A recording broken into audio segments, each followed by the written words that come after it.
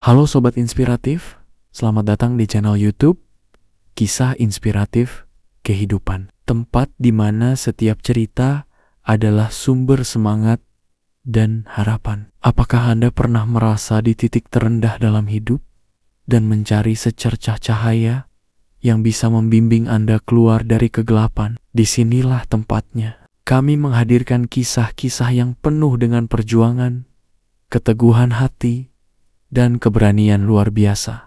Setiap langkah dalam perjalanan ini adalah sebuah pelajaran. Setiap cerita adalah sebuah inspirasi. Dari keberhasilan, setelah kegagalan, kebangkitan, dari kejatuhan, hingga kisah-kisah transformasi diri yang mengubah hidup. Mari bersama-sama menemukan kekuatan dalam setiap kisah dan menemukan inspirasi untuk meraih impian kita masing-masing.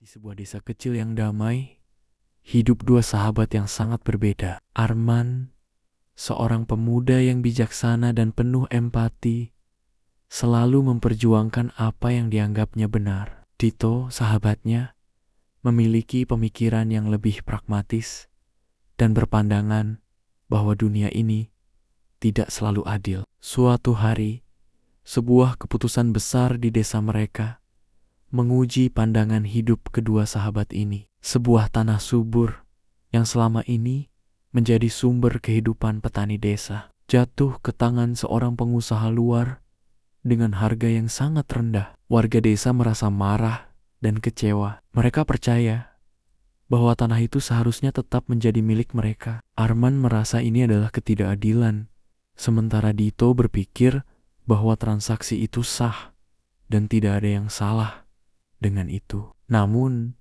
apakah keadilan itu selalu sesuai dengan apa yang kita rasakan? Apakah benar bahwa hanya yang kita inginkan yang harus terjadi? Untuk mencari jawaban, kedua sahabat ini harus menghadapi ujian besar yang akan membawa mereka pada pemahaman yang lebih dalam tentang arti keadilan. Seorang yang bijaksana, sang hakim, dipanggil untuk memberikan pandangannya. Akankah ia bisa memberikan pencerahan? Ataukah keputusan yang diambil akan semakin memperburuk keadaan? Keadilan bukan hanya tentang siapa yang benar atau salah. Keadilan adalah tentang bagaimana kita melihat dunia, bagaimana kita memahami hak-hak orang lain, dan bagaimana kita bisa bersama-sama menciptakan dunia yang lebih baik. Mari kita mulai perjalanan ini dan temukan apa arti sesungguhnya dari keadilan dalam kisah dua sahabat yang berbeda pandangan, tetapi bersama-sama mencari kebenaran. Di sebuah desa kecil yang terletak di kaki bukit, hiduplah dua sahabat bernama Arman dan Dito. Mereka berdua sudah bersahabat sejak kecil, tumbuh bersama, bermain bersama, dan saling mendukung dalam segala hal. Arman adalah seorang pemuda yang bijaksana, memiliki hati yang lembut, dan selalu berusaha membantu orang lain. Sementara Dito adalah orang yang cerdas, penuh ambisi, dan selalu mencari cara untuk mendapatkan keuntungan bagi dirinya sendiri. Suatu hari, sebuah kejadian besar terjadi di desa mereka. Tanah yang sangat subur dan luas, yang selama ini menjadi sumber penghidupan banyak orang di desa, tiba-tiba jatuh ke tangan seorang pengusaha kaya yang datang dari luar desa. Pengusaha ini membeli tanah itu dengan harga yang sangat murah dari seorang petani tua yang sudah tidak mampu lagi merawatnya. Banyak orang di desa yang merasa kecewa dan marah, termasuk Arman dan Dito. Ini tidak adil, kata Arman dengan marah. Tanah itu seharusnya tetap menjadi milik orang desa. Petani tua itu tidak tahu apa yang dia jual. Dia seharusnya diberi bantuan, bukan dimanfaatkan. Dito, yang selalu berpikir dengan cara yang berbeda, berkata dengan tenang, "Keadilan itu hanya kata-kata kosong, Arman. Dunia ini memang tidak selalu adil. Jika kita tidak bisa memanfaatkan peluang seperti yang dilakukan pengusaha itu, kita akan terus ketinggalan." Keesokan harinya, penduduk desa memutuskan untuk berkumpul dan mencari cara untuk mengembalikan tanah tersebut. Mereka merasa bahwa tanah itu seharusnya tetap menjadi milik warga desa, dan mereka ingin melakukan sesuatu untuk mengembalikannya. Seorang lelaki tua yang dihormati oleh seluruh desa, yang dikenal dengan sebutan Sang Hakim, mendengar keributan itu. Sang Hakim adalah orang yang bijaksana dan selalu dipercaya untuk menyelesaikan masalah di desa. Ia mendekati Arman dan Dito serta beberapa warga desa lainnya dan berkata, "Jika kalian ingin keadilan ditegakkan, datanglah ke rumahku besok pagi. Kita akan bicara baik-baik." Keesokan harinya, mereka berkumpul di rumah Sang Hakim. Sang Hakim duduk di depan mereka dengan wajah yang tenang dan penuh kebijaksanaan. Ia meminta semua orang untuk bercerita tentang apa yang terjadi, dan setiap orang diberi kesempatan untuk berbicara. Arman berdiri pertama kali penuh semangat dan menceritakan bagaimana tanah itu dijual dengan harga yang sangat murah kepada pengusaha luar desa yang menurutnya sangat tidak adil. Sang Hakim, kata Arman, "Kami percaya tanah itu seharusnya tetap berada di tangan orang desa. Petani tua itu tidak tahu apa yang dia jual, dan pengusaha itu memanfaatkan keadaan." Dito kemudian berdiri dan berkata dengan suara tenang, "Sebenarnya, saya melihat hal ini dari sudut pandang yang berbeda. Pengusaha itu membeli tanah dengan harga yang sudah disepakati oleh petani. Itu adalah transaksi yang sah. Jika kita ingin menilai apakah ini adil atau tidak, kita harus melihatnya dari sisi hukum, bukan hanya emosi."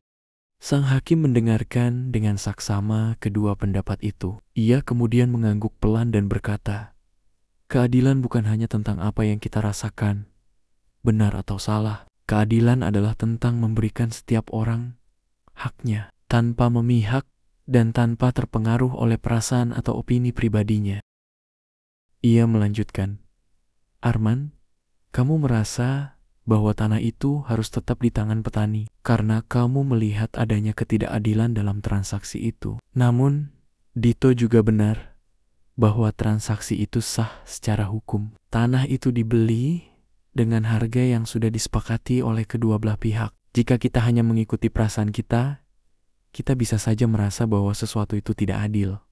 Padahal, secara hukum dan moral, itu sudah benar." Semua orang terdiam mendengarkan Sang Hakim. Keadilan bukan hanya tentang apa yang kita inginkan, tetapi tentang memastikan bahwa setiap orang diperlakukan dengan adil tanpa diskriminasi. Di dunia ini, kita tidak selalu bisa mengubah apa yang sudah terjadi, tetapi kita bisa belajar untuk menerima kenyataan dan mencari jalan terbaik ke depan. Sang Hakim kemudian berdiri dan melihat keluar jendela ke arah ladang yang subur dan luas. Tanah itu sekarang sudah menjadi milik orang lain, dan kita tidak bisa mengubah itu. Tetapi yang bisa kita lakukan adalah memastikan bahwa tidak ada orang yang merasa dirugikan lagi di masa depan. Jika kita ingin membantu petani-petani di desa ini, kita bisa bekerja bersama untuk menciptakan peluang yang lebih baik bagi mereka. Kita bisa membuat sistem yang lebih adil, yang memungkinkan mereka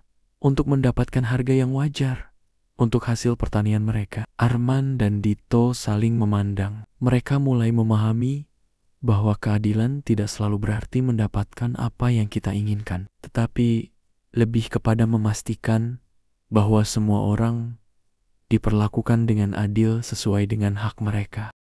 Jadi, apa yang seharusnya kita lakukan sekarang? Tanya Arman, masih bingung. Sang Hakim tersenyum bijaksana. Sekarang, yang perlu kita lakukan adalah bekerja bersama-sama untuk menciptakan sistem yang lebih baik. Kita bisa mulai dengan mengajukan proposal kepada pemerintah desa untuk membuat aturan yang lebih adil tentang pembelian tanah dan harga jual produk pertanian. Kita juga bisa memberikan pelatihan kepada petani agar mereka tahu bagaimana cara menentukan harga yang adil dan tidak mudah terjebak dalam transaksi yang merugikan mereka.